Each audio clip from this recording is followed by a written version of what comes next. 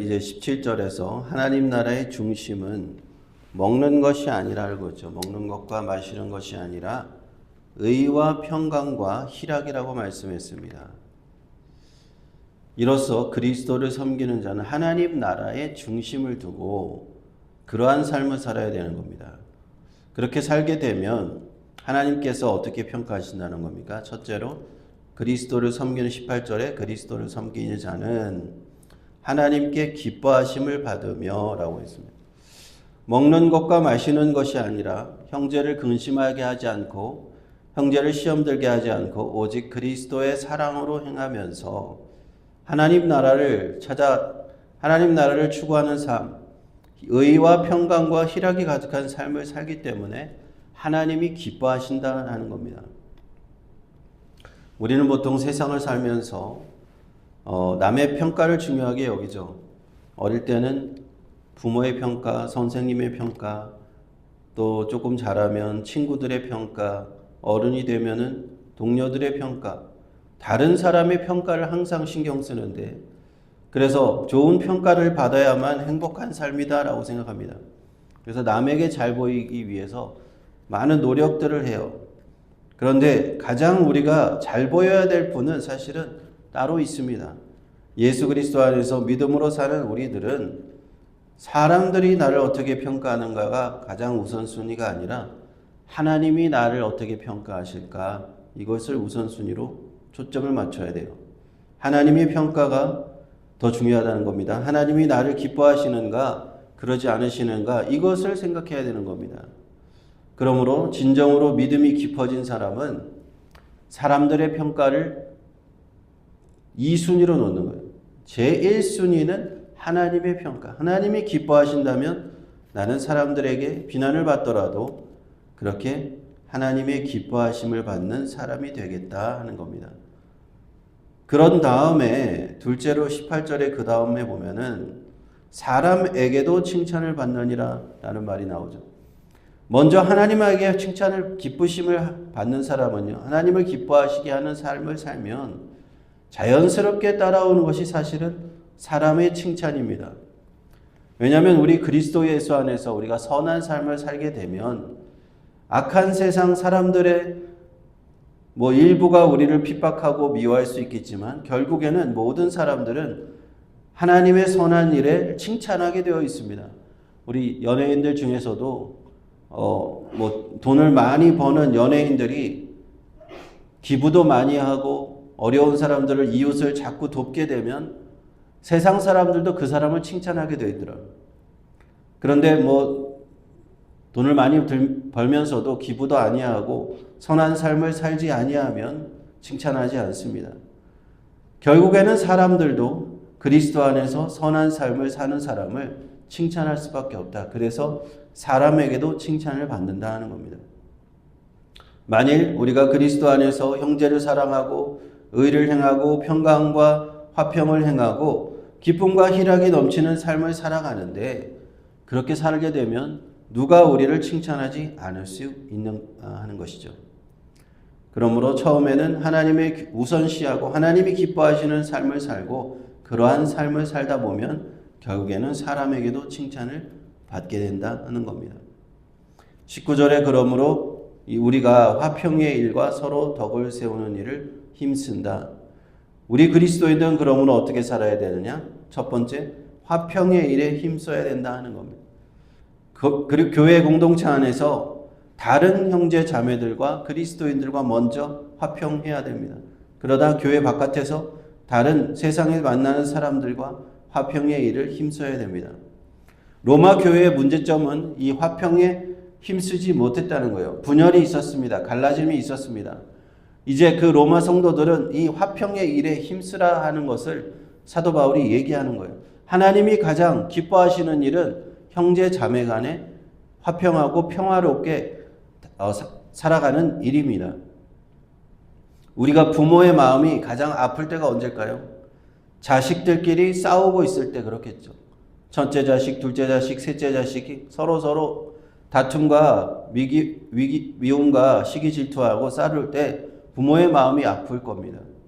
부모의 마음이 가장 기쁠 때는 언제일까요? 자식들이 화목하고 우애 좋게 살아갈 때입니다. 마찬가지로 하나님의 마음이 기쁘실 때 우리 그리스도 안에서 믿는 형제 자매들이 서로 화목하고 화평할 때이라는 겁니다. 두 번째로 우리가 힘써야 될 것은 무엇입니까? 서로 덕을 세우는 일을 힘쓰라 이렇게 돼요. 19절에. 덕을 세운다는 것은 헬라어 원문을 들여다보면은 건축물을 세운다는 의미입니다. 우리 그리스도의 몸은 교회를 건축물에 비유하는 겁니다. 건축물이 잘 세우게 하려면 이 서로 화평해서 서로 격려하면서 쌓아가야 되는 거예요. 우리가 그리스도 안에서 사랑과 화평과 한마음이 될 때 건축물이 잘 세워져 가듯이 덕을 세워가듯이 이렇게 교회가 세워져 갑니다. 반대로 잘 세워져 가지 못하는 것은 어떻게 되느냐? 무너지는 것이고 균열이 생기고 무너지는 것인데 그렇게 되면 하나님의 교회가 어지러워지는 겁니다. 그래서 20절에 이렇게 되어 있습니다. 식물을 인하여 하나님의 사업을 무너지게 말라 이렇게 되어 있어요. 먹는 것 때문에 먹는 것을 무엇을 먹을까 무엇을 마실까 이거는 먹어도 되나 저거도 먹으면 안 되나 하는 그런 내용 때문에 하나님의 사업인 교회를 무너뜨리지 말라는 거예요. 하나님의 사업을 무너지게 말라 얘기하는 겁니다. 바울은 그런 주변적인 문제들 무엇을 먹을지 그런 무엇을 마실지를 가지고 하나님의 공동체 교회 공동체를 무너뜨리는 것은 하나님께 얼마나 책망받을 것인가 생각해 보라는 겁니다. 그리고 뒷부분에 만물이 다 정하되 거리낌으로 먹는 사람에게는 악하다라고 말씀합니다. 모든 것이 다 우리가 먹을 자유가 있습니다. 믿음이 강한 자는 모든 것을 다 먹을 수 있지만 믿음이 약한 사람이 그것을 양심의 거리낌으로 먹게 되면 그것은 악한 일이 되는 거예요. 시험에 드는 일이 되는 겁니다. 그리고 믿음이 강한 사람이 그걸 자꾸 약한 사람에 강요하게 된다면 그 형제는 시험에 들기 때문에 그것은 악하게 되는 것이죠. 그러므로 21절에 뭐라고 되어 있습니까?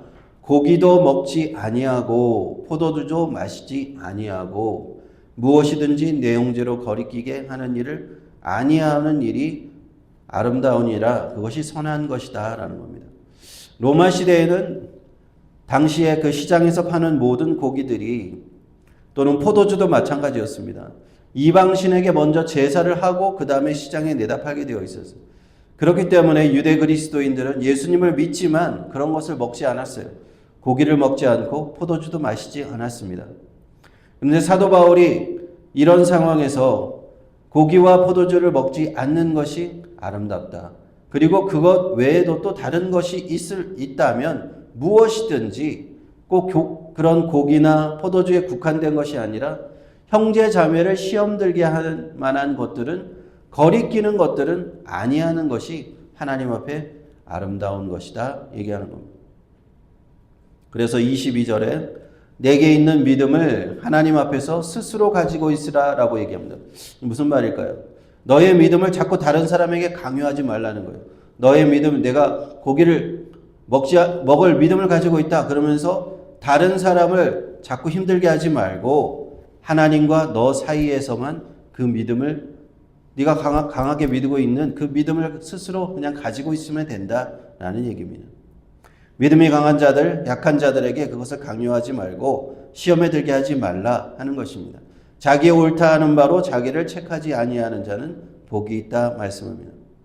내가 그것을 가지고 믿음을 가지고 옳다고 생각하는 바를 가지고 실천하는 것은 좋지만 다른 사람을 시험 들게 하는 것은 스스로 책망하게 되는 거기 때문에 그렇게 아니해야 된다라는 것이죠. 그래서 마지막 절 23절에 의심하고 먹는 자는 정죄되었나니 이는 믿음을 쫓아 하지 아니한 연고라 믿음으로 쫓아 하지 아니하는 모든 것이 죄니라 이렇게 합니다. 믿음을 가지고 고기를 먹든 포도주를 마시든지 그게 만약에 이방신에게 제사 지낼 때 사용되었던 음식이라 할지라도 그걸 믿음으로 먹는 것은 괜찮습니다. 그러나 의심하고 먹으면 문제가 된다는 거예요. 의심하고 먹으면 문제가 된다. 이거 귀신에게 제사 지낸 음식인데 내가 먹어도 될까? 내 양심의 거리낌을 가지고 어떤 형제가 그걸 먹는다면 이게 죄를 짓는 것이라고 생각하면서 먹는다면 그가 진짜로 죄를 짓게 되는 겁니다. 믿음으로 쫓아 하지 아니한 모든 것이 죄가 되기 때문에 그렇습니다. 양심의 거리낌에 대해서 하나님 앞에 죄를 범하는 마음으로 그것을 먹기 때문에 그렇게 되는 겁니다. 그러므로 믿음이 강한 자들은 약한 자들을 돌보아줘야 되는 거예요. 배려해줘야 되는 거예요. 그렇게 행할 것을 강요해서는 안 되고요. 죄를 짓게 하면 안 되고 그들 앞에 걸림돌을 두어서 걸려 넘어지게 하면 안 되는 겁니다. 그래서 오늘 로마서 14장 말씀 마지막까지 믿음이 강한 자들과 약한 자들, 로마 교회 안에서 그 두 부류가 갈등을 일으키고 있는데, 강한 자들이 믿음이 약한 자들을 배려해줘라, 그들이 믿음이 강해질 때까지 이것을 기다려주라 하는 문제를 얘기하고 있는 겁니다. 오늘 이 원리는요, 오늘날 교회에도 동일하게 적용이 됩니다. 그리스도 예수 안에서 우리가 자유를 가지고 내가 이것저것을 다 할 수 있어도 내가 형제들이 시험에 든다면, 형제 자매들이 시험에 든다면, 다른 믿음이 약한 자들이 시험에 든다면 나는 무엇이든지 그만둘 준비가 되어 있어야 되는 겁니다. 양보할 수 있어야 되고 배려할 수 있어야 되는 겁니다. 그래야지 우리가 하나님 앞에서 기뻐하심을 얻는다라고 얘기했고요. 사람에게도 칭찬을 받는다 하게 되어 있습니다. 그래서 내가 내 마음대로 사는 것이 아닙니다. 그리스도인들은 항상 다른 사람들을 눈치를 보라는 것이 아니라 다른 사람을 배려하는 겁니다. 내가 이런 말을 했을 때 저 사람이 상처받으면 그렇게 하지 말아야겠다. 내가 이런 행동을 했을 때 저 사람이 상처를 받으면 이렇게 하지 말아야겠다라는 생각이 있어야 됩니다. 내가 고기를 먹을 수 있지만 고기를 먹는 것이 저 사람에게 상처를 줄 수 있다면 나는 고기를 먹지 않겠다. 포도주를 마시는 것도 마찬가지입니다. 그러므로 우리가 서로 이러한 마음을 가지고, 하나님 나라의 중요한 것은 의와 평강과 희락이니까 내가 하나님 나라의 지역적인 것을 가지고, 지역적인 문제를 가지고 형제를 시험에 들게 하면 안 되겠다 하는 우리가 그런 마음을 가지고 나아갈 될 줄 믿습니다. 그러할 때 하나님의 교회가 세워져 가는 거예요. 하나님의 교회가 빌드업돼 가는 겁니다. 안 그러면 우리가 잘못해서 하나님의 교회를 무너뜨릴 수 있다. 하나님의 사업을 무너뜨린다. 얼마나 하나님 앞에 책망받을 일입니까? 나 때문에 하나님의 교회가 무너진다. 나 때문에 하나님의 사업이 무너진다. 그러한 우리가 우를 범하지 않도록 조심해야 될 줄 믿습니다.